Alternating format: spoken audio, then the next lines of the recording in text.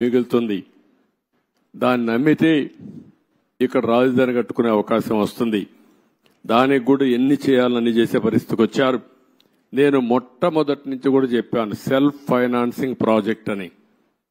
ఇక్కడొచ్చే ఆదాయమే ఈ అమరావతి నిర్మాణానికి సరిపోతుంది.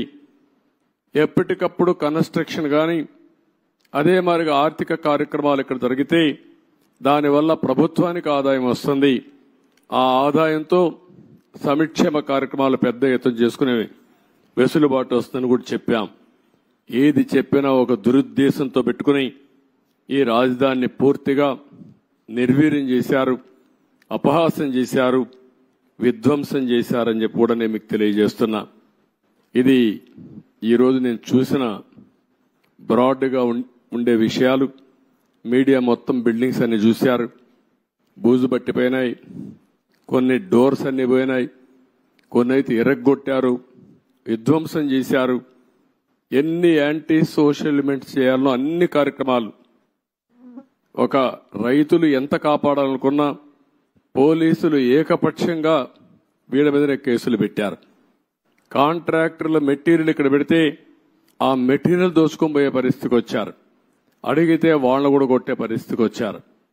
చాలా దారుణం, చాలా దౌర్జన్యం. ఏది ఏమైనా మళ్ళీ నేను ఇప్పుడే ఒక మాట చెప్పాను. ఒక పక్కన ప్రజలతో చర్చిస్తూనే ఎంత నష్టం జరిగింది రాష్ట్రానికి ఆ విషయాలు చెప్తూనే, మొత్తం ఇక్కడ చూస్తే బ్రహ్మాండమైన బిల్డింగ్స్తో ఎక్కడికో వెళ్లవలసిన ఈ రాజధాని ఈ తుమ్మంతా పెరిగిపోయి ఎక్కడికక్కడ బిల్డింగ్లు వేసిన ఫౌండేషన్ కానీ కొంత కన్స్ట్రక్షన్ కానీ కమ్మేసే పరిస్థితికి వచ్చింది. ముందు ఒక మాట చెప్పాను, ఒక టెండర్ పిలిచి రాజధాని మొత్తం ఈ తుమ్మ చెట్లన్నీ తీయండి, కనీసం ఒక క్లారిటీ వస్తుంది, ఒక విజిబిలిటీ వస్తుంది. అంత లోపల మనం అంతా కూడా ప్రజలతో చర్చించిన తర్వాత ఏం చేయాలో కూడా ఆలోచిస్తాం. ఒక దుర్మార్గమైన వ్యక్తి చేసే విధ్వంసానికి అమరావతి బలైపోయింది. రాష్ట్రానికి తీవ్రమైన నష్టం జరిగింది. ఆ విషయమే ప్రజలకు చెప్తూ మీరందరూ కూడా ఒక్కొక్కసారి రాగద్వేషాలకు అతీతంగా ఇప్పటికి కూడా 11 సీట్లే వీళ్ళు గెలిచారు. కొంతమంది ఓట్లేశారు. ఓట్లేసిన వ్యక్తులు కూడా మీరు ఒక్కసారి ఆలోచించుకోండి. ఇలాంటి వ్యక్తికి ఓటేయడం భావ్యమా? అలాంటి వ్యక్తులు రాజకీయాలకు అర్హులా? ఇలాంటి వాళ్ళని మనం సహకరిస్తామా? ఒకవేళ ఇలాంటి వ్యక్తులు కానీ రాష్ట్రంలో కానీ రాజకీయాల్లో ఉంటే భవిష్యత్ ఏమవుతుంది అనే విషయం కూడా ప్రజలందరూ అర్థం చేసుకోవాల్సిన అవసరం ఉంది. ఇది మనందరి భవిష్యత్తు, మన పిల్లల భవిష్యత్తు. కాబట్టి మనం అందరం కూడా ఎక్కడికక్కడ కొంతమంది అనుకుంటారు మాకేం సంబంధం అమరావతి అని, మాకేం సంబంధం పోలవరం అని, అభివృద్ధి అంటే అదేంటని. అట్లా కాకుండా అభివృద్ధి జరిగితే మీ జీవితాలు బాగుపడతాయి.